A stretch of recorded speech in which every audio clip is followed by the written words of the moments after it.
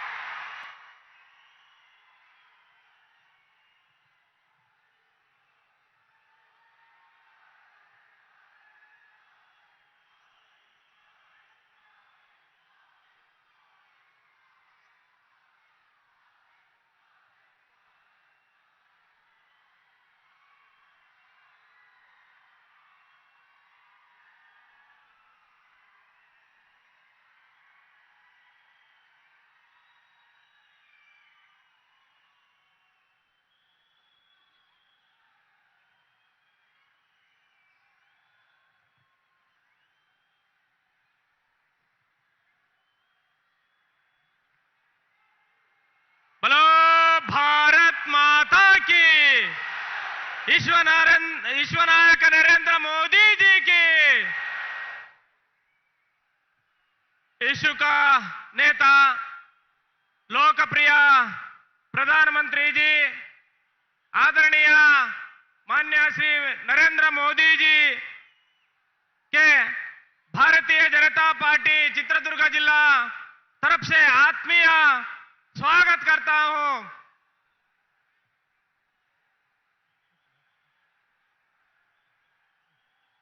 सन्मान्य विश्व नायकरागिरतಕ್ಕಂತ सन्मान्य नरेंद्र मोदी ಜಿಗೆ ನಿಮ್ಮೆಲ್ಲರ ಪರವಾಗಿ ಹೃತ್ಪೂರ್ವಕವಾಗಿರತಕ್ಕಂತ ಸ್ವಾಗತವನ್ನ ನಾನು ಬಯಸ್ತಾ ಇದ್ದೀನಿ.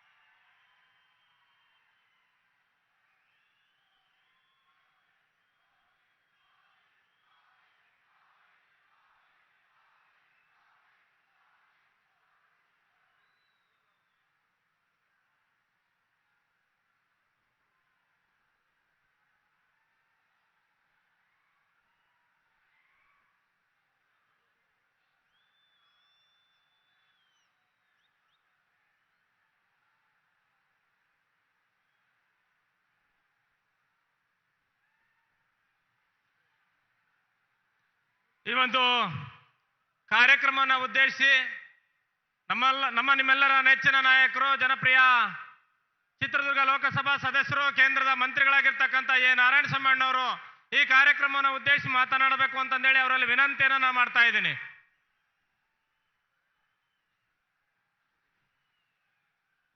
ಮೇ 10ನೇ ತಾರೀಕು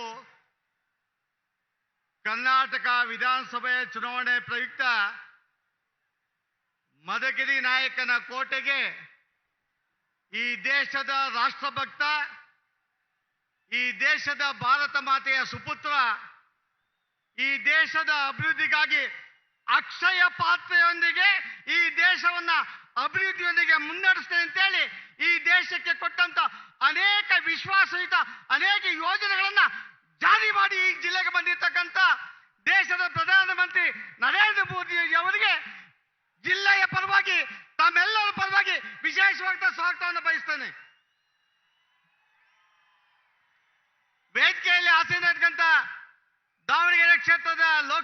ಸದಸ್ಯರಾಗ್ತಂತ ಸಿದ್ದೇಶಣ್ಣ ಅವರೇ, ವೇದಿಕೆಯಲ್ಲಿ ಆಸೀನರಾಗಿರ್ತಕ್ಕಂಥ ನಮ್ಮ ಜಿಲ್ಲೆಯ ಅಧ್ಯಕ್ಷ ಅಂತ ಮುರಳೀರವರೇ, ನವೀನ್ ಅವರೇ, ಈ ಒಂದು ವೇದಿಕೆಯಲ್ಲಿ ಎರಡೂ ಜಿಲ್ಲೆಗಳ ಅಭ್ಯರ್ಥಿಯಾಗಿದ್ದ 14 ಜನ ತಮ್ಮನ್ನು ಮತಯಾಚನೆಗೆ ಹಮ್ಮಿಸಿದ್ದಾರೆ. ಅವರೆಲ್ಲರಿಗೂ ವಿಶೇಷವಾಗಿ 10ನೇ ತಾರೀಕು ಹೆಚ್ಚು ಮತಗಳನ್ನು ಹಾಕೋದ್ರ ಮುಖಾಂತರ ವಿಜಯಶಾಲೆಗಳನ್ನು ಹಾಕಿ ಮಾಡ್ತೇವೆ ಅಂತೇಳಿ ಭರವಸೆಯೊಂದಿಗೆ ಈ ಕಾರ್ಯಕ್ರಮಕ್ಕೆ ಆಗಮಿಸತಕ್ಕಂಥ ಎಲ್ಲ ಮತದಾರ ಬಂಧುಗಳೇ, ಬಹುಶಃ ಈ ದೇಶದ ಅಭಿವೃದ್ಧಿ, ಕರ್ನಾಟಕದ ಅಭಿವೃದ್ಧಿಯ ಬಗ್ಗೆ ನರೇಂದ್ರ ಮೋದಿಜಿಯವರು ಅನೇಕ ವಿಚಾರ ತಮ್ಮ ಮುಂದೆ ಪ್ರಸ್ತಾವನೆ ಮಾಡ್ತಾ ಇದ್ದಾರೆ. ಚಿತ್ರದುರ್ಗ ಜಿಲ್ಲೆಗೆ ವಿಶೇಷವಾಗಿ 10,000 ಕೋಟಿಯನ್ನು ಕೊಟ್ಟು ಈ ಒಂದು ಜಿಲ್ಲೆಗೆ ಬಂದು ಮತಯಾತ್ರೆಗೆ ಬಂದಿರತಕ್ಕಂಥ ನಮ್ಮ ಮೋದಿ ಅವರಿಗೆ ಈ ಜಿಲ್ಲೆಯ ಎಲ್ಲ ರೈತರ ಪರವಾಗಿ, ಶೋಷಿತ ವರ್ಗದ ಪರವಾಗಿ ಅಭಿನಂದನೆ ಸಲ್ಲಿಸ್ತಾನೆ. ಕಾಂಗ್ರೆಸ್ನವ್ರು ಬಹಳ ಮಾತಾಡ್ತಾರೆ, ಈ ದೇಶಕ್ಕೆ ಮೋದಿ ಅವರ ಕೊಡುಗೆ ಏನು ಅಂತ. 65 ವರ್ಷ ಈ ದೇಶದಲ್ಲಿ ಕಾಂಗ್ರೆಸ್ ಆಡಳಿತ ಮಾಡಿದೆ. ಈ ದೇಶದ ಶೋಷಿತ ವರ್ಗ, ಶೌಚಾಲಯ ಇಲ್ಲದೆ ಇರ್ತಕ್ಕಂಥ ಅನೇಕ ತಾಯಿಯಂದ್ರ ಸ್ವಾಭಿಮಾನದ ಗೌರವದ ಬಗ್ಗೆ ಯೋಚನೆ ಮಾಡಿರಲಿಲ್ಲ. ಈ ದೇಶದ ಹಿಂದುಳಿದವರು, ಅಲ್ಪಸಂಖ್ಯಾತರು, ದೀನದಲಿತರಿಗೆ ವಿಶೇಷವಾಗಿ ಅವರಿಗೆ ಅವಶ್ಯಕತೆ ಇರ್ತಕ್ಕಂಥ ಕುಡಿಯೋ ನೀರು ಬಗ್ಗೆ ಯೋಚನೆ ಮಾಡಲಿಲ್ಲ, ಮನೆ ಬಗ್ಗೆ ಯೋಚನೆ ಮಾಡಿರಲಿಲ್ಲ, ಗ್ಯಾಸ್ ಬಗ್ಗೆ ಯೋಚನೆ ಮಾಡಿಲ್ಲ.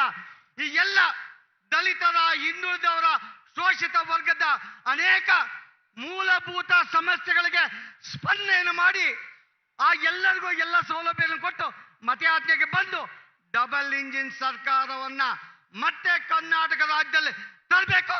ಅದಕ್ಕೆಲ್ಲ ತಮ್ಮೆಲ್ಲರ ಆಶೀರ್ವಾದ ಬೇಕಂತ ಬಂದಿದ್ದಾರೆ. ಈ ರಾಜ್ಯದ ಕಾಂಗ್ರೆಸ್ ಮುಖಂಡ ಅನೇಕ ವಿಚಾರಗಳನ್ನು ಮಾತಾಡ್ತಾರೆ. ಡಾಕ್ಟರ್ BR ಅಂಬೇಡ್ಕರ್ ಬಗ್ಗೆ ಮಾತಾಡ್ತಾರೆ. ಡಾಕ್ಟರ್ BR ಅಂಬೇಡ್ಕರ್ ಬಗ್ಗೆ, ಡಾಕ್ಟರ್ BR ಅಂಬೇಡ್ಕರ್ ಅವರಿಗೆ ಈ ದೇಶದಲ್ಲಿ ಯಾರಾದ್ರೂ ಅಪಮಾನ ಮಾಡಿದ್ರೆ ಅದಕ್ಕೆ ದಾಖಲೆ ಸಂಸತ್ನಲ್ಲಿ. ಅವರನ್ನ ರಾಜೀನಾಮೆ ಕೊಡಲಿಕ್ಕೆ ಕಾರಣವಾದಂತವರು ಕಾಂಗ್ರೆಸ್ನವರು. ಏನು ಈ ಖರ್ಗೆರವರು, ಸಿದ್ದರಾಮಯ್ಯರವರು ಸಂವಿಧಾನ ಬರೀಲಿಕ್ಕೆ ಪೆನ್ನು ಪುಸ್ತಕ ಕೊಟ್ಟಿದ್ರ? ಈ ದೇಶದಲ್ಲಿ ಡಾಕ್ಟರ್ BR ಅಂಬೇಡ್ಕರ್ ಅವರು ಸಂಸತ್ಗೆ ಬರಲೇಬಾರ್ದಂತೇಳಿ ಅವರನ್ನ ಸೋಲಿಸಿದಂತ ದಾಖಲೆ ಕಾಂಗ್ರೆಸ್ ಸಂಸತ್ನಲ್ಲಿದೆ. ತಮಗೆ ಪ್ರಾರ್ಥನೆ ಮಾಡೋದು, ಇವತ್ತು ಇಡೀ ದೇಶ, ಇಡೀ ರಾಜ್ಯ ನೋಡುತ್ತೆ, ದೇಶದಲ್ಲಿ ಕರ್ನಾಟಕದಲ್ಲಿ ಡಬಲ್ ಇಂಜಿನ್ ಸರ್ಕಾರಕ್ಕೆ, ಮೋದಿ ಅವರ ಅಭಿವೃದ್ಧಿಯ ಮಂತ್ರಕ್ಕೆ, ಅಕ್ಷಯ ಪಾತ್ರೆಗೆ ಮತವನ್ನು ಕೊಡ್ತಾರಂತೆ ಕಾಂಗ್ರೆಸ್ ಮತ್ತು JDS ನೋಡ್ತಾ ಇದೆ. ತಮ್ಮಲ್ಲಿ ಸವನೀಯವಾಗಿ ಪ್ರಾರ್ಥನೆ ಮಾಡ್ತಾನೆ. ಮತ್ತೊಂದು ದಿನ ನಮ್ಮ ಜಿಲ್ಲೆಯ ಅಭಿವೃದ್ಧಿ ಬಗ್ಗೆ ಮಾತಾಡ್ತೀವಿ. ಆದರೆ ಇಡೀ ಕಾಂಗ್ರೆಸ್ ಏನು ನಮ್ಮ ಮೋದಿ ಅವರಿಗೆ ಅಪಮಾನ ಮಾಡ್ತದೆ, ಆ ಅಪಮಾನಕ್ಕೆ ಸರಿಯಾದ ಉತ್ತರ ಅಂತ ಹೇಳಿದ್ರೆ ಇಡೀ ಕರ್ನಾಟಕ ರಾಜ್ಯದಲ್ಲಿ ಮತ್ತೊಮ್ಮೆ ಭಾರತೀಯ ಜನತಾ ಪಕ್ಷವನ್ನ ಅಧಿಕಾರಕ್ಕೆ ತರೋದ್ರ ಮುಖಾಂತರ ಕಾಂಗ್ರೆಸ್ಗೆ ಉತ್ತರ ಎರಡೂ ಜಿಲ್ಲೆಗಳಲ್ಲಿ ಮತ ಹಾಕೋದ್ರ ಮುಖಾಂತರ ದಾಖಲೆಯನ್ನು ಬರಬೇಕಂತ ಪ್ರಾರ್ಥನೆ ಮಾಡಿ ನನ್ನ ಮಾತನ್ನು ಮುಗಿಸ್ತೇನೆ. ಜೈ ಹಿಂದ್. ಸಂಸದರಾಗಿರ್ತಕ್ಕಂಥ ನಾರಾಯಣಸ್ವಾಮಿ ಅವರಿಗೆ ಧನ್ಯವಾದಗಳು.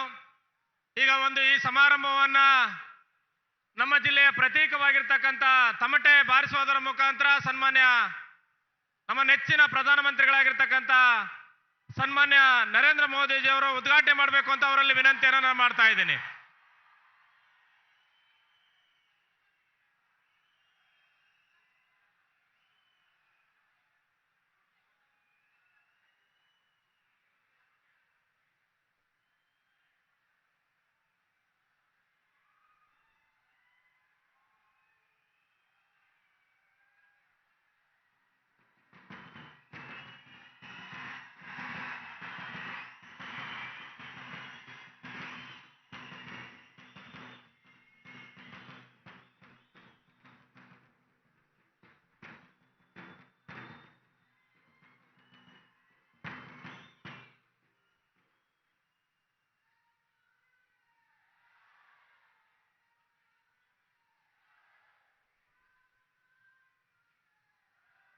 विश्वनायक नरेंद्र मोदी जी के मोदी मोदी बोलो भारत माता की।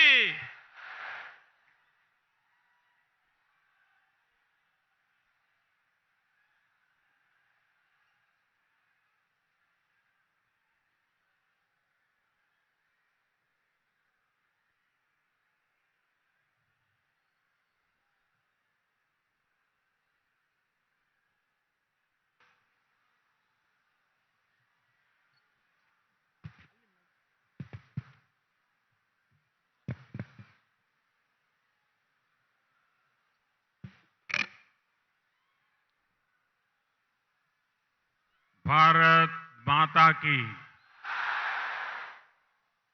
दोनों हाथ ऊपर करके ऐसी तेज आवाज में बोलिए पूरे कर्नाटका में सुनाई दे। भारत माता की। इसका मतलब है कि आपको हिंदी समझ आती है।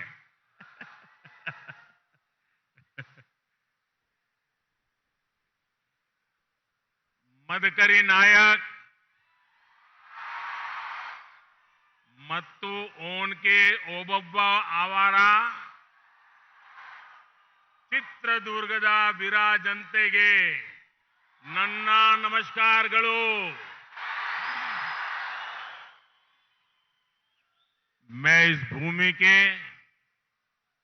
विभिन्न मठों को, सभी संत जनों को आदरपूर्वक प्रणाम करता हूं। आज इतनी बड़ी संख्या में आप सभी लोग बीजेपी को आशीर्वाद देने के लिए आए हैं।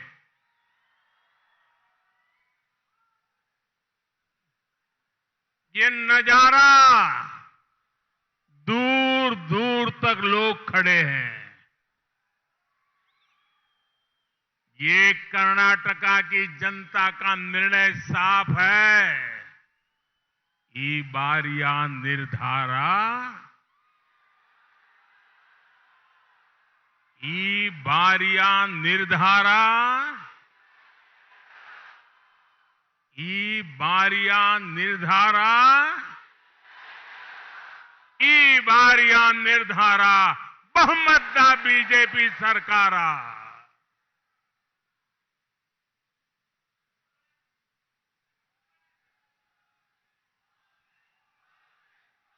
ಬಂಧುಗಳೇ, ನಾನು ಈ ಪುಣ್ಯ ಭೂಮಿಯ ಎಲ್ಲ ಮಠಗಳಿಗೆ, ಎಲ್ಲ ಗುರುಗಳಿಗೆ ನನ್ನ ಭಕ್ತಿಪೂರ್ವಕ ಪ್ರಣಾಮಗಳನ್ನು ಸಲ್ಲಿಸುತ್ತೇನೆ। ಎಲ್ಲಿ ನೋಡಿದರೂ ಜನಸಾಗರ, ಇಷ್ಟು ದೊಡ್ಡ ಸಂಖ್ಯೆಯಲ್ಲಿ ನೀವೆಲ್ಲರೂ ಕೂಡ ಸೇರಿರೋದು ನೋಡಿದ್ರೆ ನೀವೆಲ್ಲರೂ ಕೂಡ ಈ ಬಾರಿಯ ನಿರ್ಣಯವನ್ನ ಮಾಡಿದ್ದೀರಾ। ಈ ಬಾರಿಯ ನಿರ್ಧಾರ ಬಹುಮತದ ಬಿಜೆಪಿಯ ಸರ್ಕಾರ ಅನ್ನುವಂಥದ್ದು ನಾನು ನೋಡ್ತಾ ಇದ್ದೇನೆ। भाइयों और बहनों, ये आजादी के अमृत काल में कर्नाटका का पहला चुनाव है। ये कर्नाटका का चुनाव कर्नाटका को नंबर 1 राज्य बनाने का चुनाव है। ये चुनाव तय करेगा कि आने वाले 25 वर्षों में कर्नाटका विकास की किस ऊंचाई पर होगा। कर्नाटका को हमें विकसित भारत की ड्राइविंग फोर्स बनाना है, ग्रोथ इंजन बनाना है। और इसलिए हमारे सामने भारतीय जनता पार्टी है। बीजेपी सरकार दोबारा बनाना है, डबल इंजन की सरकार लाना है। ಬಂಧುಗಳೇ, ಇದು ಸ್ವತಂತ್ರದ ಅಮೃತ ಕಾಲದಲ್ಲಿ ನಡೆಯುತ್ತಿರುವಂತಹ ಕರ್ನಾಟಕದ ಮೊದಲ ಚುನಾವಣೆಯಾಗಿದೆ। ಇದು ಕರ್ನಾಟಕವನ್ನ ದೇಶದ ನಂಬರ್ 1 ರಾಜ್ಯವನ್ನಾಗಿ ಮಾಡುವ ಚುನಾವಣೆ ಆಗಿದೆ। ಈ ಚುನಾವಣೆಯಲ್ಲಿ ನಿಶ್ಚಯ ಮಾಡಲಾಗುತ್ತೆ, ಬರುವ ಮುಂದಿನ 25 ವರ್ಷಗಳ ಕಾಲ ಕರ್ನಾಟಕ ಯಾವ ಎತ್ತರಕ್ಕೆ ಹೋಗುತ್ತೆ ಅನ್ನುವಂಥದ್ದು ಈ ಚುನಾವಣೆಯಲ್ಲಿ ನಿರ್ಧಾರ ಆಗುತ್ತೆ। ಕರ್ನಾಟಕವನ್ನು ನಾವು ಅಭಿವೃದ್ಧಿಯ ಮುಂಚೂಣಿಯಲ್ಲಿ ಭಾರತದಲ್ಲಿ ನಂಬರ್ 1 ರಾಷ್ಟ್ರ ಮಾಡಬೇಕಾಗಿದೆ। ಅಭಿವೃದ್ಧಿಯ ಇಂಜಿನ್ ಅನ್ನ ಕರ್ನಾಟಕದಲ್ಲಿ ನಾವು ಚಾಲನೆ ಮಾಡಬೇಕು ಅನ್ನೋದಾದ್ರೆ ನಾವು ಭಾರತೀಯ ಜನಕ್ಕೆ, ಭಾರತೀಯ ಜನತಾ ಪಾರ್ಟಿಗೆ ಮತವನ್ನು ಹಾಕೋದ್ರ ಮೂಲಕ ನಮ್ಮ ಕರ್ನಾಟಕವನ್ನ ನಂಬರ್ 1 ರಾಜ್ಯವಾಗಿ ಮಾಡಬೇಕಾಗಿದೆ। साथियों, मैं कर्नाटका प्रदेश बीजेपी की टीम को, कर्नाटका बीजेपी के नेतृत्व को आज सार्वजनिक रूप से बहुत बहुत बधाई दूंगा। कल जो उन्होंने संकल्प पत्र घोषित किया है, ये बहुत ही अच्छा संकल्प पत्र लेकर आए हैं। इसमें कर्नाटका को देश का नंबर 1 स्टेट बनाने का रोड मैप है। इसमें आधुनिक इंफ्रास्ट्रक्चर का ब्लूप्रिंट है। इसमें महिलाओं के सशक्तिकरण पर जोर है। इसमें युवाओं के उज्जवल भविष्य और रोज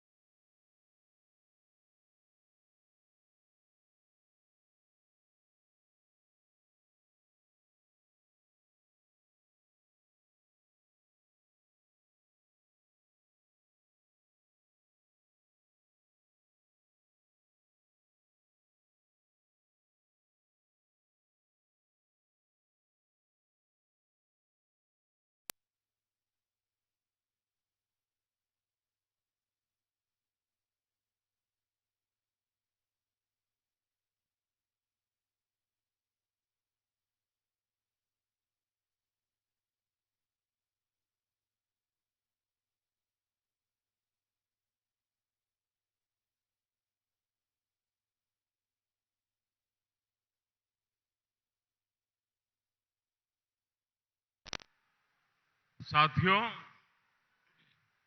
मैं आपको अलर्ट करना चाहता हूं, सावधान करना चाहता हूं।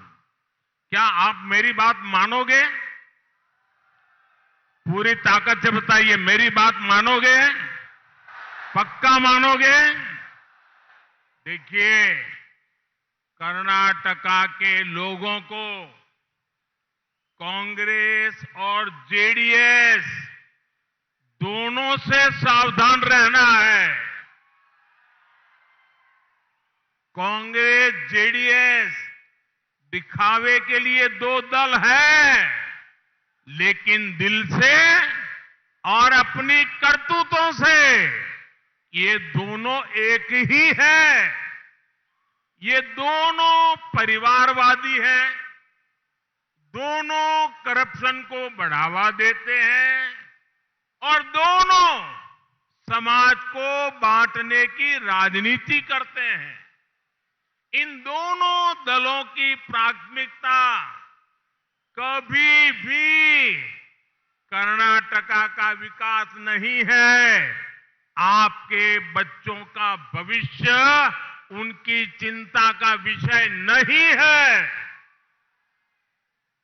ಬಂಧುಗಳೇ, ನಿಮಗೆ ನನ್ನ ಮಾತಿನ ಮೇಲೆ ವಿಶ್ವಾಸ ಇದೆ ಅಂತ ನಾನು ಭಾವಿಸ್ತೇನೆ. ಕರ್ನಾಟಕದ ಜನತೆ ಕಾಂಗ್ರೆಸ್ ಮತ್ತು ಜೆಡಿಎಸ್ಸಿನ ಬಗ್ಗೆ ಎಚ್ಚರದಿಂದ ಇರಬೇಕು. ಕಾಂಗ್ರೆಸ್ ಮತ್ತು ಜೆಡಿಎಸ್ ನೋಡಕ್ಕೆ 2 ಪಕ್ಷಗಳಾದರೂ ಅವರ ಹೃದಯ ಮತ್ತು ಅವರ ದುರುದ್ದೇಶಗಳು 2 ಒಂದೇ ರೀತಿಯಾಗಿದೆ. ಈ 2 ಪಕ್ಷಗಳು ಕುಟುಂಬ ರಾಜಕಾರಣ, ಭ್ರಷ್ಟಾಚಾರಕ್ಕೆ ಕೊಟ್ಟು, ಭ್ರಷ್ಟಾಚಾರವನ್ನ ಬೆಂಬಲವನ್ನು ಕೊಟ್ಟು ಸಮಾಜಗಳನ್ನ ಒಡೆಯುವಂತ ರಾಜಕೀಯವನ್ನ ಅವರು ನಿರಂತರವಾಗಿ ಮಾಡುತ್ತಾರೆ. ಇವೆರಡು ಪಕ್ಷಗಳ ಪ್ರಾಮುಖ್ಯತೆ ಕರ್ನಾಟಕದ ಅಭಿವೃದ್ಧಿಯನ್ನ ಮಾಡೋ ಕಡೆ ಎಂದೂ ಕೂಡ ಅವರು ಯೋಚನೆಯನ್ನ ಮಾಡಿಲ್ಲ. ನಿಮ್ಮ ಮಕ್ಕಳ ಭವಿಷ್ಯದ ಬಗ್ಗೆ ಅವರು ಎಂದೂ ಕೂಡ ಯೋಚನೆಯನ್ನ ಮಾಡಿಲ್ಲ. साथियों, कांग्रेस जेडीएस के कुशासन का प्रमाण है अपर भद्रा इरिगेशन प्रोजेक्ट। इनको किसानों की चिंता नहीं थी, इसलिए इस प्रोजेक्ट को नजरअंदाज किया। बीजेपी की डबल इंजन सरकार ने अपर भद्रा प्रोजेक्ट को पूरा करने का संकल्प लिया है। इसके लिए 5,500 करोड़ रुपए का बजट तय किया गया है। इस सिंचाई परियोजना से चित्रदुर्ग सहित इस पूरे क्षेत्र के लाखों किसानों को जीवन बदल जाएगा। बीजेपी सरकार ने वाणी विलास सागरा नहरों के आधुनिकीकरण के लिए सैकड़ों करोड़ रुपए का प्रावधान किया है। ಬಂಧುಗಳೇ, ಕಾಂಗ್ರೆಸ್ ಮತ್ತು ಜೆಡಿಎಸ್ಸಿನ ದುರಾಡಳಿತದ ಪ್ರತೀಕ ಯಾವುದು ಅಂತಂದ್ರೆ ಇದೇ ಜಿಲ್ಲೆಯ ಅಪ್ಪರ್ ಭದ್ರಾ ಇರಿಗೇಷನ್ ಪ್ರಾಜೆಕ್ಟ್ ಅನ್ನ ಅವರು ಸಂಪೂರ್ಣವಾಗಿ ನಿರ್ಲಕ್ಷ್ಯ ಮಾಡಿರುವಂತದ್ದು ಅವರ ದುರಾಡಳಿತದ ಪ್ರತೀಕವಾಗಿದೆ. ನಾವು ಭಾರತೀಯ ಜನತಾ ಪಾರ್ಟಿ ವತಿಯಿಂದ ಈ ಯೋಜನೆಯನ್ನ ಪೂರ್ಣ ಮಾಡಬೇಕು ಅಂತ ಹೇಳಿ 5,500 ಕೋಟಿಯಷ್ಟು ಹಣವನ್ನು ನಾವು ಬಿಡುಗಡೆಯನ್ನ ಮಾಡಿದ್ದೇವೆ. ಈ ಯೋಜನೆಯಿಂದ ಈ ಜಿಲ್ಲೆಯ ಪ್ರತಿಯೊಬ್ಬ ರೈತನಿಗೂ ಕೂಡ ಮುಂದಿನ ದಿನಗಳಲ್ಲಿ ನೀರು ಸಿಗುವಂತಹ ರೀತಿ ಯೋಜನೆ ಲಾಭ ಆಗಲಿದೆ. ಇದೇ ಯೋಜನೆ ಅಡಿಯಲ್ಲಿ ಚಿತ್ರದುರ್ಗ ಜಿಲ್ಲೆಯ ವಾಣಿ ವಿಲಾಸ್ ಸಾಗರದ ಆಧುನೀಕರಣವನ್ನ ಮಾಡೋದ್ರ ಮೂಲಕ ಆ ಭಾಗದ ರೈತರ ಶಕ್ತಿಯನ್ನು ನಾವು ಹೆಚ್ಚು ಮಾಡುವಂತ ಪ್ರಯತ್ನವನ್ನ ಬಿಜೆಪಿ ಸರ್ಕಾರ ಮಾಡಿದೆ ಅಂತ ನಾನು ಹೇಳೋದಕ್ಕೆ ಇಷ್ಟಪಡ್ತೇನೆ. भाइयों और बहनों, जब तक कर्नाटका में कांग्रेस जेडीएस की सरकार रही, तब तक हर प्रोजेक्ट पर काम धीमी गति से होता रहा, रिवर्स गियर में ही चला। डबल इंजन सरकार बनते ही इसमें नई गति आई है।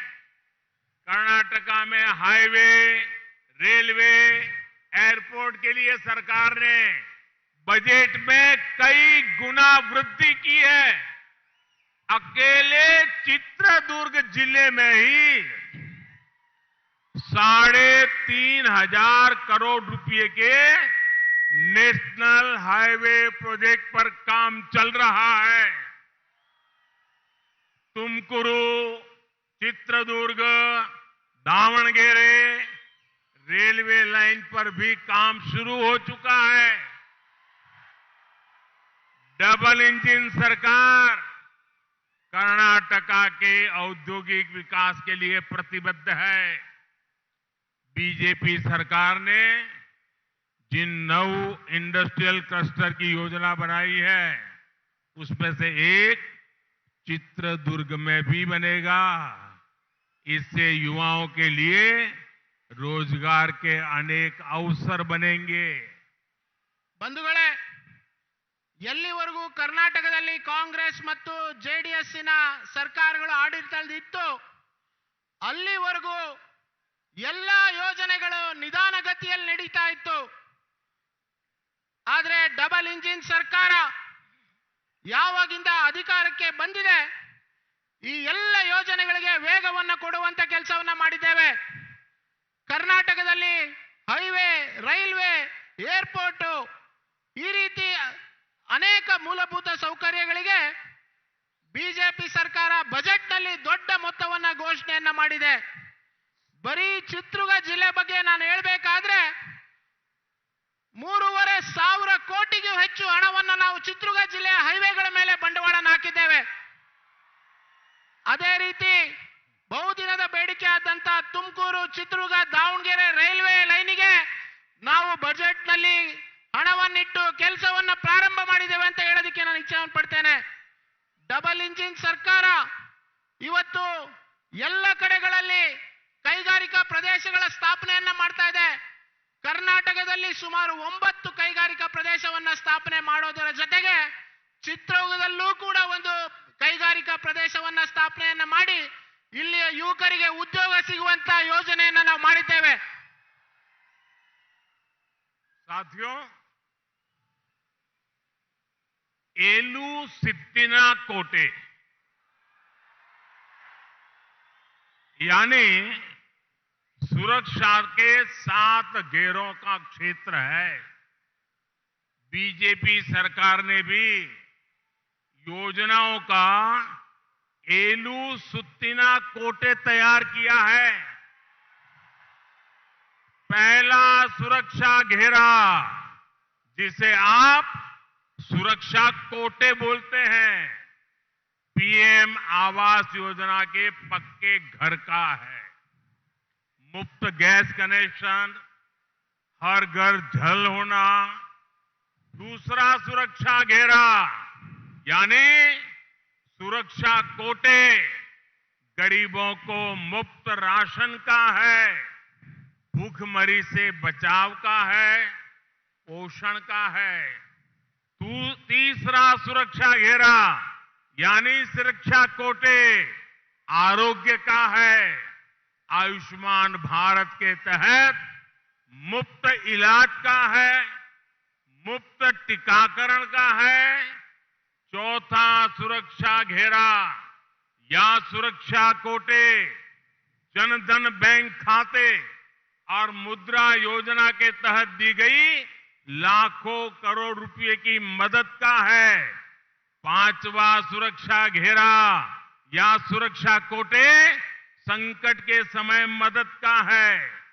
जीवन ज्योति योजना, सुरक्षा बीमा योजना और अटल पेंशन योजना जैसे कवच का है.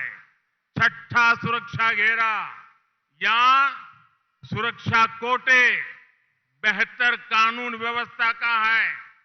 माता बहन बेटियों को पूरी सुरक्षा का है. सुरक्षा का 7वां घेरा सुरक्षा कोटे हर समाज के हक को सुरक्षित रखने का है, उन्हें उनका हक देने का है. ಬಂಧುಗಳೇ, ಚಿತ್ರದುರ್ಗ ಅಂತಂದ್ರೆ ಅದು 7 ಸುತ್ತಿನ ಕೋಟೆ ಅಂತೇಳಿ ನಾವೆಲ್ಲರೂ ಕೂಡ ಕರಿತೇವೆ. ಬಿಜೆಪಿ ಸರ್ಕಾರನೂ ಕೂಡ ಇಲ್ಲಿಯ ಕೋಟೆಗೆ 7 ಸುತ್ತಿನ ಭದ್ರತೆ ಇದೆ. ಅದೇ ರೀತಿ ನಾವು ಸಮಾಜಕ್ಕೆ 7 ಸುತ್ತಿನ ಭದ್ರತೆಯನ್ನ ನಾವು ಕೊಡ್ತಾ ಇದ್ದೇವೆ. ಮೊದಲನೇ ಕೋಟೆ, ನಾವು ಸರ್ವರಿಗೂ ಮನೆಯನ್ನ ಕೊಡುವಂತ ಪಿಎಂ ಆವಾಸ್ ಯೋಜನೆ ಅಡಿಯಲ್ಲಿ ಎಲ್ಲರಿಗೂ ಮನೆಯನ್ನ ಕೊಡುವಂತ ಯೋಜನೆಯನ್ನ ಕೊಟ್ಟಿದ್ದೇವೆ. ಅದೇ ರೀತಿ ಆ ಮನೆಗೆ ಗ್ಯಾಸ್ ಅನ್ನು ಕೊಡುವಂತ ಯೋಜನೆ, ಮನೆಗೆ ನೀರನ್ನು ಕೊಡುವಂತ ಯೋಜನೆಯನ್ನು ನಾವು ಕೊಟ್ಟಿದ್ದೇವೆ. ಎರಡನೇ ಸುತ್ತಿನ ಕೋಟೆ ಅಂತಂದ್ರೆ ನಾವು ಗರೀಬ್ ಕಲ್ಯಾಣ ಯೋಜನೆಯಲ್ಲಿ ಪ್ರತಿಯೊಂದು ಮನೆಗೂ ರೇಷನ್ ಅನ್ನ ಕೊಡುವಂತ ಮೂಲಕ ಅವರಿಗೆ ನಾವು ಅನ್ನದ ಯೋಜನೆಯನ್ನ ಕೊಟ್ಟಿದ್ದೇವೆ. ಅವರ ಪೋಷಣೆಯನ್ನ ನಾವು ಗಮನದಲ್ಲಿಟ್ಟು ಕೆಲಸವನ್ನ ಮಾಡಿದ್ದೇವೆ. ಮೂರನೇ ಸುತ್ತಿನ ಕೋಟೆ ಯಾವುದು ಅಂತಂದ್ರೆ ಆಯುಷ್ಮಾನ್ ಭಾರತ ಯೋಜನೆ ಅಡಿಯಲ್ಲಿ ನಾವು ಎಲ್ಲರ ಆರೋಗ್ಯವನ್ನ ರಕ್ಷಣೆ ಮಾಡುವಂತ ಕೆಲಸವನ್ನ ಮಾಡಿದ್ದೇವೆ. ನಾವು ಉಚಿತವಾಗಿ ಲಸಿಕೆಯನ್ನ ನೀಡುವಂತ ಯೋಜನೆಯನ್ನ ಮಾಡಿದ್ದೇವೆ. ನಾಲ್ಕನೇ ಕೋಟೆ ಅಂತಂದ್ರೆ ಆರ್ಥಿಕ ಭದ್ರತೆಯನ್ನ ಮುದ್ರಾ ಯೋಜನೆಯ ಮೂಲಕ ನಾವು ಯಾರಿಗೆ ಸಾಲ ಬೇಕಾಗಿದೆ ಅಂತವರಿಗೆ ಸಾಲವನ್ನ ಕೊಟ್ಟು ನಾವು ಕೋಟ್ಯಾಂತರ ಜನರಿಗೆ ಬದುಕನ್ನ ಕಟ್ಟುವಂತ ಆರ್ಥಿಕ ಶಕ್ತಿಯನ್ನ ಕೊಡುವಂತ ಕೆಲಸವನ್ನ ಮಾಡಿದ್ದೇವೆ. ಐದನೇ ಸುತ್ತಿನ ಕೋಟೆ ಅಂತಂದ್ರೆ ನಾವು ಎಲ್ಲರಿಗೂ ಭೀಮಾ ಯೋಜನೆಗಳನ್ನ ಕೊಟ್ಟಿದ್ದೇವೆ. ಜೀವನ್ ಜ್ಯೋತಿ ಸುರಕ್ಷಾ ಭೀಮಾ ಯೋಜನೆಯನ್ನ ಕೊಟ್ಟಿದ್ದೇವೆ. ಅಟಲ್ ಪೆನ್ಷನ್ ಯೋಜನೆಯನ್ನ ನಾವು ಕೊಟ್ಟಿದ್ದೇವೆ. ಅದೇ ರೀತಿ ನಾವು ಆರನೇ ಸುತ್ತಿನ ಕೋಟೆ ಅಂತಂದ್ರೆ ತಾಯಂದಿರಿಗೆ, ನಮ್ಮ ಸೋದರಿಯರಿಗೆ ನಾವು ಸುರಕ್ಷತೆಯನ್ನ, ಸಂಪೂರ್ಣವಾದಂತ ಭದ್ರತೆಯನ್ನ ಕೊಟ್ಟು ಅವರನ್ನ ಸುರಕ್ಷಿತವಾಗಿ ಇಡುವಂತ ಕಾನೂನಿನ ವ್ಯವಸ್ಥೆಯನ್ನು ನಾವು ಜಾರಿಗೆ ತಂದಿದ್ದೇವೆ. ನಮ್ಮ ಕೊನೆಯ ಮತ್ತು 7ನೇ ಸುತ್ತಿನ ಕೋಟೆ ಅಂತಂದ್ರೆ ಎಲ್ಲರಿಗೂ ಕೂಡ ಸಾಮಾಜಿಕ ಭದ್ರತೆ ರಕ್ಷಣೆಯನ್ನ ಕೊಡುವಂತದ್ರ ಮೂಲಕ ನಾವು ಹೇಗೆ ಚಿತ್ರದುರ್ಗಕ್ಕೆ 7 ಸುತ್ತಿನ ಕೋಟೆ ಇದೆ, ಬಿಜೆಪಿನೂ ಕೂಡ 7 ಸುತ್ತಿನ ಕೋಟೆಯನ್ನು ಜನರಿಗೆ ಕೊಟ್ಟಿದೆ. भाई और बहनों, हमारे एससी, हमारे एसटी, हमारे ओबीसी भाई बहनों को भी डबल इंजन सरकार का डबल लाभ मिला है. ये अटल जी की सरकार थी जिसने हमारे एसटी भाई बहनों के लिए ट्राइबल मिनिस्ट्री बनाई थी. यहाँ की बीजेपी सरकार ने भी आदिवासी भाई बहनों के लिए अनेक योजनाएं चलाई है. हमने बंजारा लंबानी समाज के साथियों को पहली बार प्रॉपर्टी का हक दिया है. उनकी बस्तियों को गांव का दर्जा दिया है. हमने भूमिहीनों को भूमि के पट्टे दिए हैं. बच्चों को स्कॉलरशिप की सुविधा दी है. ऐसे हर कदम से इनके भविष्य में पक्के घर और दूसरी सुविधाएं मिलना और आसान हो जाएगा. ಬಂಧುಗಳೇ, ನಮ್ಮ ಎಸ್ಸಿ ಎಸ್ಟಿ ಮತ್ತು ಒಬಿಸಿ ಬಂಧುಗಳಿಗೆ ನಮ್ಮ ಡಬಲ್ ಇಂಜಿನ್ ಸರ್ಕಾರದ ಅಡಿಯಲ್ಲಿ ಅನೇಕ ಯೋಜನೆಗಳ ಲಾಭವನ್ನು ನಾವು ಕೊಟ್ಟಿದ್ದೇವೆ. ಅಟಲ್ ಬಿಹಾರಿ ವಾಜಪೇಯಿ ಅವರ ಸರ್ಕಾರ ಇದ್ದಂತಹ ಸಂದರ್ಭದಲ್ಲಿ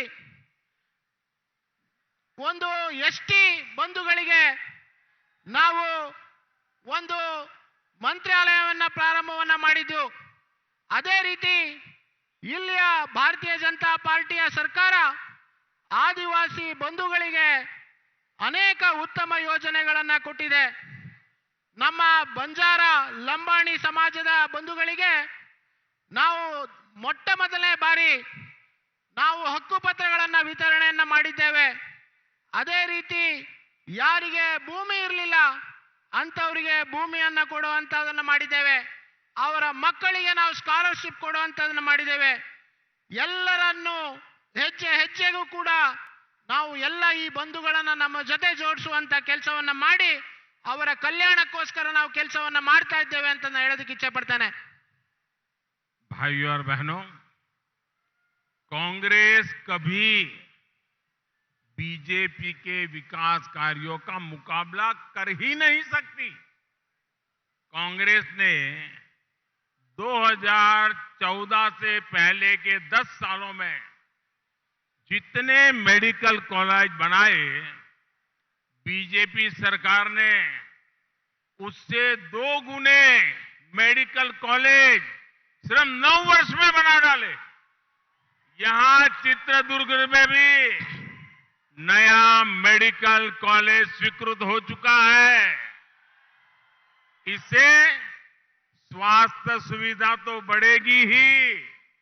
यहां के मेरे जो नौजवान है ना, अब तो बेबी डॉक्टर, पैरामेडिक्स का अवसर मिलेगा. कुछ समय पहले ही केंद्र सरकार ने 150 से अधिक नर्सिंग कॉलेज स्वीकृत किए हैं.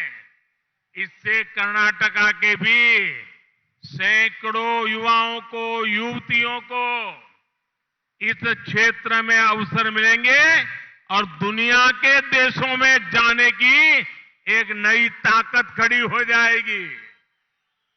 ಬಂಧುಗಳೇ, ಕಾಂಗ್ರೆಸ್ ಯಾವತ್ತೂ ಕೂಡ ಭಾರತೀಯ ಜನತಾ ಪಾರ್ಟಿಯ ಅಭಿವೃದ್ಧ ವೇಗದಕ್ಕೆ ಅವರು ಕಲ್ಪನೆನೂ ಕೂಡ ಮಾಡೋದಕ್ಕಾಗೋದಿಲ್ಲ.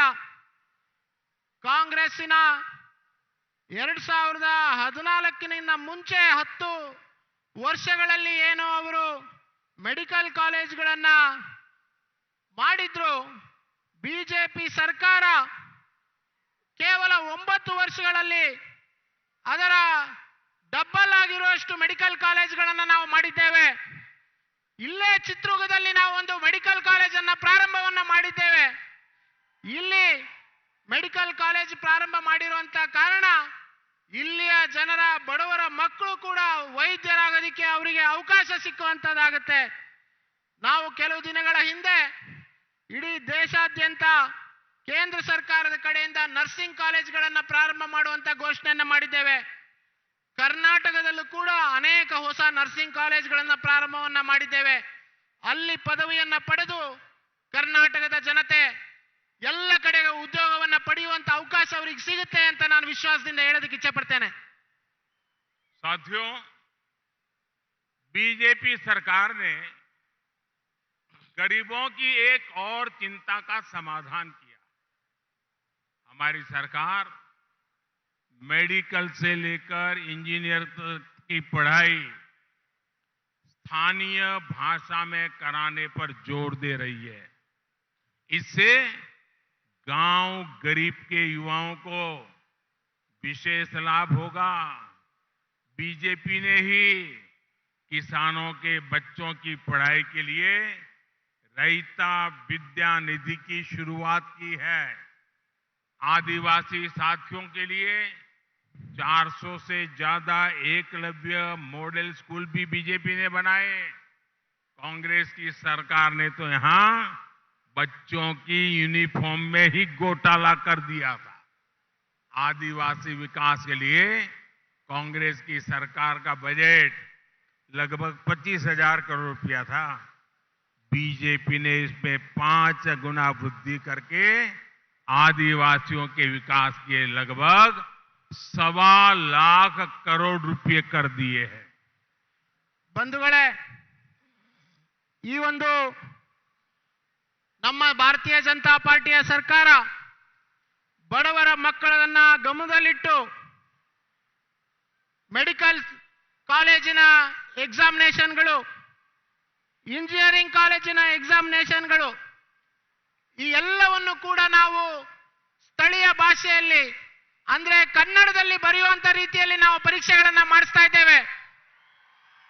ಅದೇ ರೀತಿ ನಾವು ಹಳ್ಳಿಯಲ್ಲಿ ಈ ಯೋಜನೆಯಿಂದ ಈ ರೀತಿ ನಾವು ಕನ್ನಡದಲ್ಲಿ ಮಾಡುವಂತದ್ರಿಂದ ಅದರ ವಿಶೇಷ ಲಾಭ ಎಲ್ಲ ಹಳ್ಳಿಯ ಮಕ್ಕಳಿಗೆ, ಗ್ರಾಮೀಣ ಭಾಗದ ಮಕ್ಕಳಿಗೆ ಸಿಗುವಂತದನ್ನ ಮಾಡಿದ್ದೀವಿ.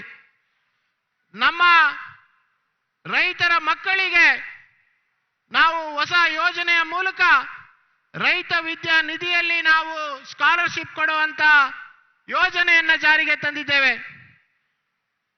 ಆದಿವಾಸಿ ಮಕ್ಕಳ ವಿದ್ಯಾಭ್ಯಾಸಕ್ಕಾಗಿ ನಾವು 400ಕ್ಕಿಂತ ಹೆಚ್ಚು ಏಕಲವ್ಯ ಶಾಲೆಗಳನ್ನು ನಾವು ತೆಗೆದಿದ್ದೇವೆ.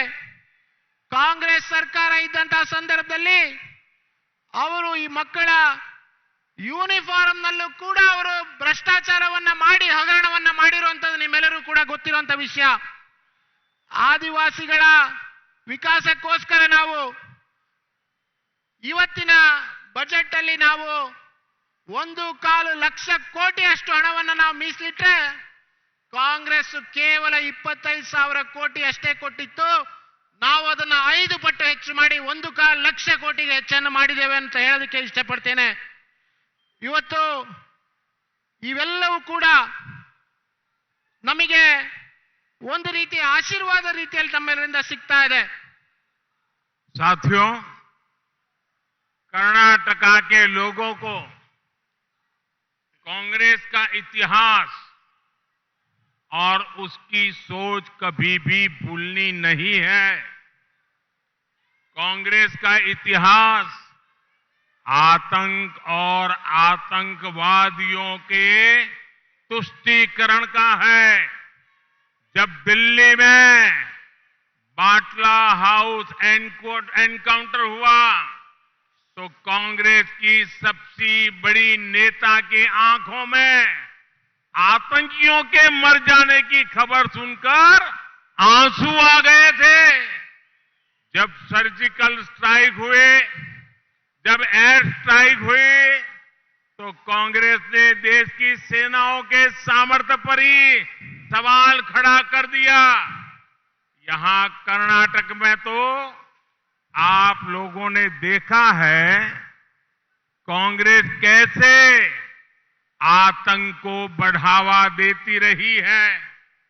कांग्रेस ने कर्नाटक को आतंकियों के रहमो करम पर छोड़ दिया था।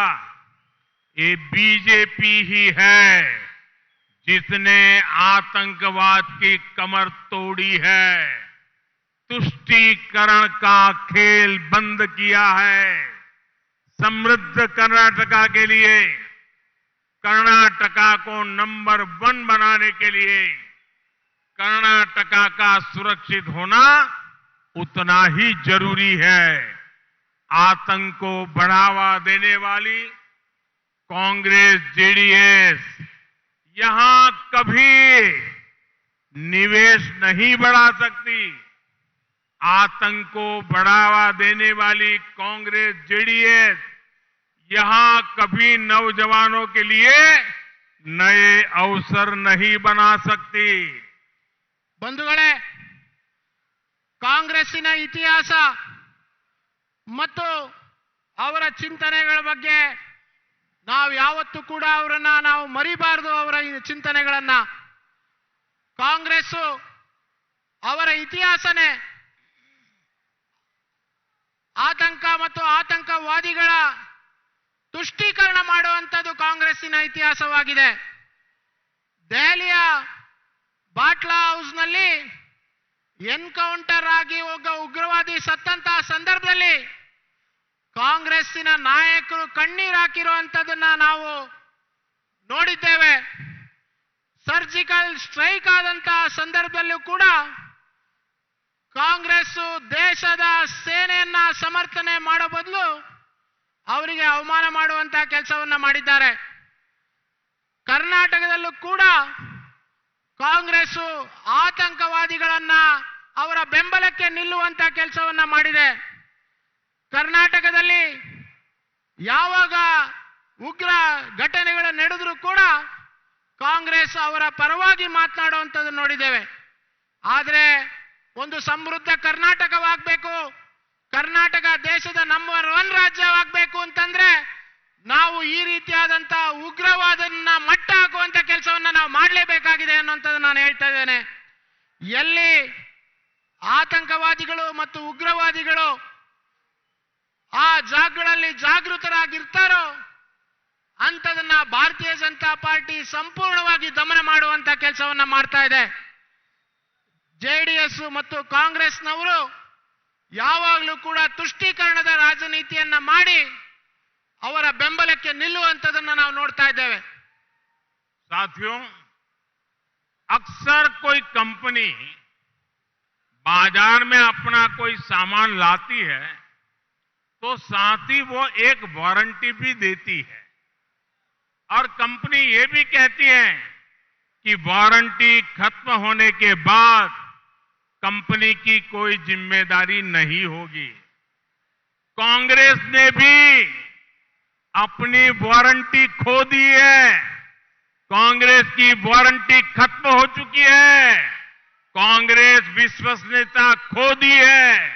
ऐसे में बिना वारंटी वाली कांग्रेस की गारंटी भी उतनी ही झूठी है और ये झूठी गारंटियों का कांग्रेस का ट्रैक रिकॉर्ड बहुत पुराना है।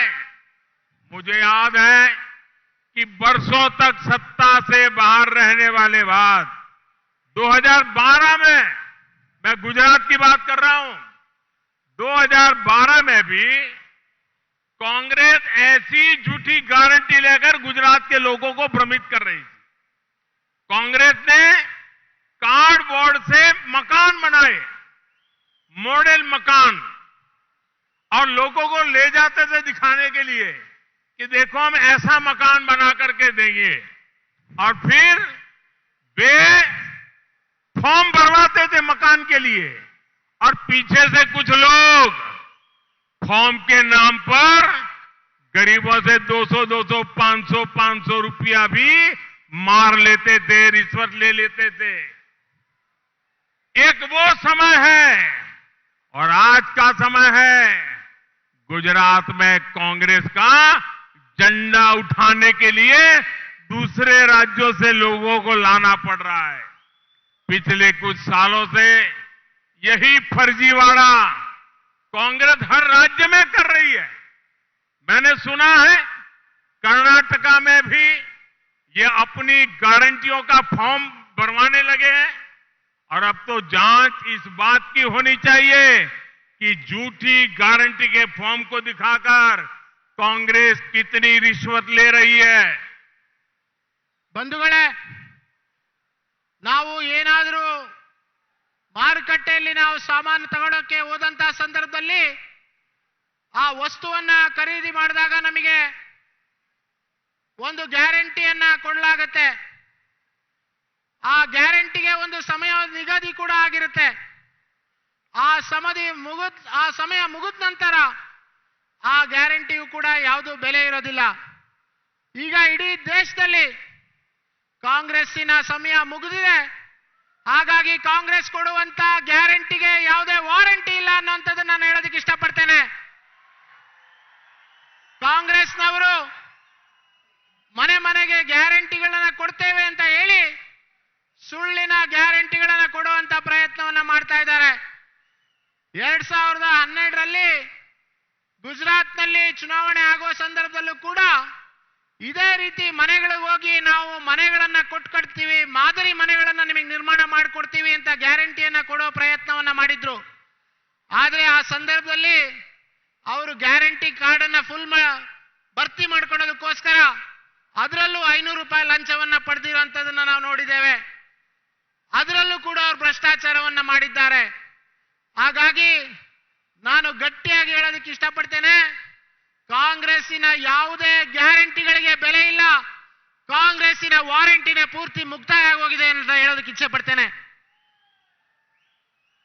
कांग्रेस को पक्का पता है कि कर्नाटका के लोग उसे सत्ता में नहीं आने देंगे, इसलिए वो बड़े बड़े झूठे वायदे कर रही है। जितनी बड़ी राशि और गारंटी की बात कांग्रेस कर रही है, उसमें तो कर्नाटका का खजाना भी खाली हो जाएगा, फिर भी गारंटी अधूरी रह जाएगी। इसलिए ऐसी गारंटी सिर्फ बोलने के लिए है, बोली जा रही है। ये गारंटी अगर पूरी करनी है तो राज्य के विकास के सारे काम बंद कर देने पड़ेंगे। आपके बच्चों के भविष्य के पैसे वो खा जाएंगे, खर्च कर देंगे। इसके लिए एक काम कांग्रेस और करेगी। कांग्रेस भाजपा की सारी योजनाओं को रिवर्स गियर में डाल देगी। गरीब कल्याण की योजनाएं बीजेपी ने शुरू की है, उन्हें कांग्रेस बंद करने में तैयारी में है। ಬಂಧುಗಳೇ, ಕರ್ನಾಟಕ ಜನತೆ ಯಾವತ್ತೂ ಕೂಡ ಕಾಂಗ್ರೆಸ್ ಅನ್ನ ಮತ್ತೆ ಅಧಿಕಾರಕ್ಕೆ ತರೋದಿಲ್ಲ ಅಂತ ಗೊತ್ತಿದೆ. ಅದಕ್ಕಾಗಿ ಅವರು ಈ ಸುಳ್ಳಿನ ಗ್ಯಾರಂಟಿಗಳನ್ನ ಕೊಡ್ತಾ ಜನರಿಗೆ ದಿಕ್ಕು ತಪ್ಪಿಸುವಂತ ಕೆಲಸವನ್ನ ಅವರು ಮಾಡ್ತಾ ಇದ್ದಾರೆ. ಇವರು ಕೊಡೋ ಗ್ಯಾರಂಟಿಗಳ ಮೌಲ್ಯ ಎಷ್ಟಿದೆ ಅಂತಂದ್ರೆ, ಆ ಯೋಜನೆಗಳನ್ನೇನಾದ್ರು ಜಾರಿ ಮಾಡಬೇಕು ಅಂತಂದ್ರೆ ಎಲ್ಲ ಅಭಿವೃದ್ಧಿಗಳನ್ನ ನಾವು ಅಲ್ಲೇ ನಿಲ್ಲಿಸಬೇಕಾಗತ್ತೆ. ಸಂಪೂರ್ಣ ಅಭಿವೃದ್ಧಿಯನ್ನ ನಿಲ್ಲಿಸಿ ಈ ಗ್ಯಾರಂಟಿಗೆ ಹಣ ಕೊಡುವಂತ ಒಂದು ಬೇಕಾಗತ್ತೆ. ಆದ್ರೆ ಬಂಧುಗಳೇ, ಈ ಗ್ಯಾರಂಟಿಗಳನ್ನ ಮಾಡುವಂತ ಉದ್ದೇಶದಿಂದ ಅವರು ಜನರಿಗೆ ದಾರಿ ತಪ್ಪಿಸುವಂತ ಕೆಲಸವನ್ನ ಮಾಡ್ತಾ ಇದ್ದಾರೆ. ಅವ್ರೇನಾದ್ರೂ ಅಧಿಕಾರಕ್ಕೆ ಬಂದ್ರೆ ಬಿಜೆಪಿ ಸರ್ಕಾರ ಕೊಟ್ಟಿರುವಂತ ಎಲ್ಲ ಯೋಜನೆಗಳನ್ನ ರಿವರ್ಸ್ ಗೇರ್ ನಲ್ಲಿ ಅವರು ಅದಕ್ಕೆ ಬ್ರೇಕ್ ಹಾಕುವಂತ ಕೆಲಸವನ್ನ ಮಾಡಿ ಆ ಯೋಜನೆ ತಡೆಯನ್ನೋ ಕೆಲಸವನ್ನು ಮಾಡ್ತಾರೆ. ಅನೇಕ ಯೋಜನೆ ಬಡವರಿಗೆ ತಲುಪ್ತಾ ಇರುವಂತ ರೈತ ಸಮ್ಮಾನ್ ನಿಧಿ ಇರ್ಬೋದು, ಆಹಾರ ಧಾನ್ಯದ ಕೊಡುಗೆಗಳಿರ್ಬೋದು, ಎಲ್ಲವೂ ಕೂಡ ನಿಂತು ಹೋಗುವಂತ ಸಾಧ್ಯತೆ ಇದೆ. भाइयों और बहनों, बीजेपी विकसित कर्नाटका का रोड मैप लेकर आपसे आशीर्वाद मांग रही है, लेकिन कांग्रेस के पास दो ही मुद्दे हैं। एक तो वो रिटायरमेंट के नाम पर वोट मांग रहे हैं, आखिर बार सीएम बना दो, ये उनका घोषणा पत्र है। कांग्रेस का दूसरा एजेंडा है गाली देकर लोगों को भड़काओ। कभी कांग्रेस ओबीसी समाज को गाली दे रही है, कभी लिंगायत समुदाय को गाली दे रही है। मुझे तो 90 से ज्यादा गालियां दे चुके हैं और सेंचुरी की तरफ बढ़ रहे हैं। इस क्षेत्र के लोगों ने तो एस निजलिंगप्पा जी का काम करीब से देखा है। कांग्रेस ने तो निजलिंगप्पा जी को भी नहीं छोड़ा था। उनका अपमान करने वाली कांग्रेस गालियों की सेंचुरी बना सकती है। ಬಂಧುಗಳೇ, ಭಾರತೀಯ ಜನತಾ ಪಾರ್ಟಿ ಒಂದು ಅಭಿವೃದ್ಧಿಯ ಕರ್ನಾಟಕವನ್ನ ಬಯಸುವಂತ ಕೆಲಸವನ್ನ ಮಾಡ್ತಿದೆ, ಒಂದು ವಿಕಾಸದ ಕರ್ನಾಟಕ ಮಾಡುವಂತ ಪ್ರಯತ್ನವನ್ನ ಮಾಡ್ತಾ ಇದೆ. ಆದರೆ ಕಾಂಗ್ರೆಸ್ಸಿನ ಉದ್ದೇಶನೇ ಬೇರೆ ಆಗಿದೆ. ಕಾಂಗ್ರೆಸ್ ಈ ಸಂದರ್ಭದಲ್ಲಿ ತಮಗೆ ತಿಳಿದಂತ ಮಾತುಗಳನ್ನ ಆಡಿ ತಾವು ಎಲ್ಲರೂ ಕೂಡ ಬೈಯುವಂತ ಕೆಲಸವನ್ನ ಮಾಡಿ ಸಮಾಜಗಳನ್ನ ಒಡೆಯುವಂತ ಕೆಲಸವನ್ನ ಮಾಡ್ತಾ ಇದೆ. ಕಾಂಗ್ರೆಸ್ ತನ್ನ ಎಲ್ಲ ಭಾಷಣಗಳಲ್ಲಿ ಕಾಂಗ್ರೆಸ್ಸಿನ ನಾಯಕರು ದ್ವೇಷವನ್ನ ಹುಟ್ಟಿಸುವಂತ ಭಾಷಣಗಳನ್ನ ಮಾಡಿ ಸಮಾಜದಲ್ಲಿ ಆತಂಕವನ್ನು ಸೃಷ್ಟಿಯನ್ನ ಮಾಡ್ತಾ ಇದ್ದಾರೆ. ವೈಯಕ್ತಿಕವಾಗಿ 90ಕ್ಕಿಂತ ಹೆಚ್ಚು ಬಾರಿ ನನಗೆ ನಿಂದನೆಯನ್ನ ಮಾಡಿದ್ದಾರೆ. ಆದರೆ ಕಾಂಗ್ರೆಸ್ಸಿನ ನಿಜ ಬಣ್ಣವನ್ನ ಕರ್ನಾಟಕದ ಜನತೆ ಅರ್ಥಕೊಂಡಿದ್ದಾರೆ ಅಂತ ನಾನು ಭಾವಿಸ್ತೇನೆ. भाइयों और बहनों, हिंदुस्तान के हर कोने में से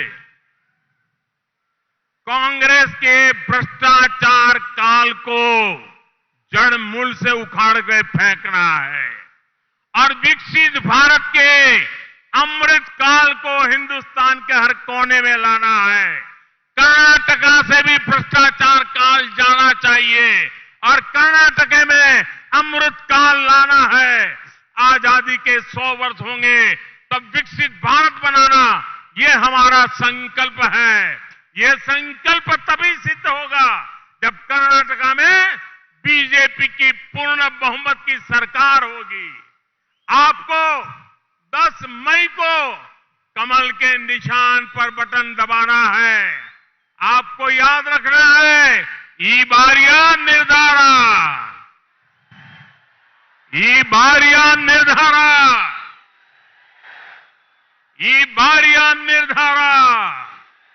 आपको बूथ तक घर जाना है।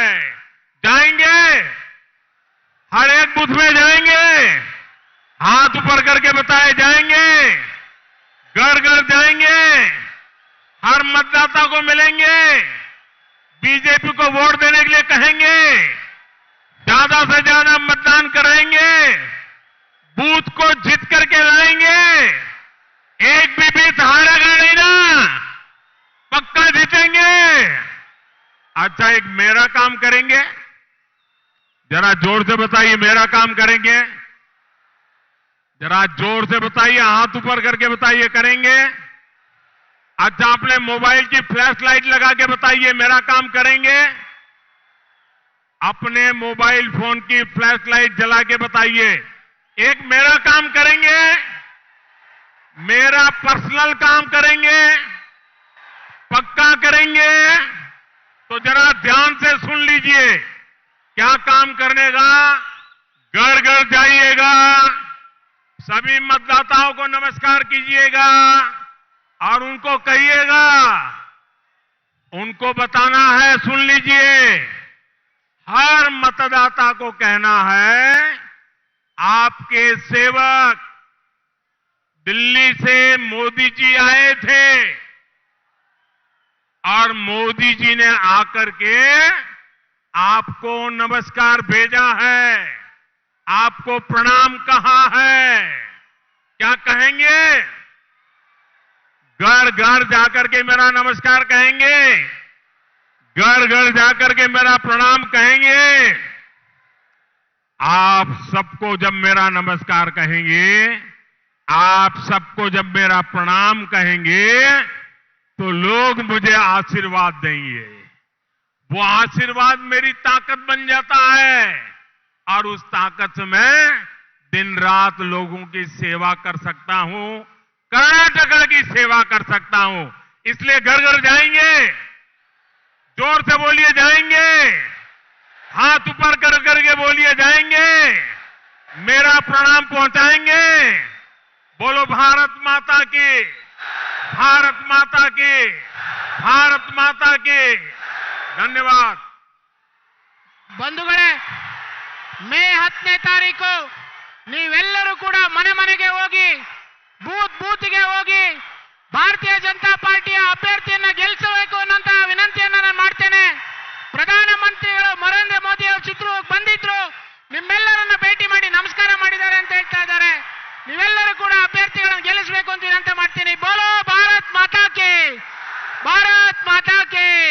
ಸನ್ಮಾನ್ಯ ಪ್ರಧಾನಮಂತ್ರಿ ನರೇಂದ್ರ ಮೋದಿ ಜಿ ಅವರಿಗೆ ಭಾರತ್ ಮಾತಾ ಕಿ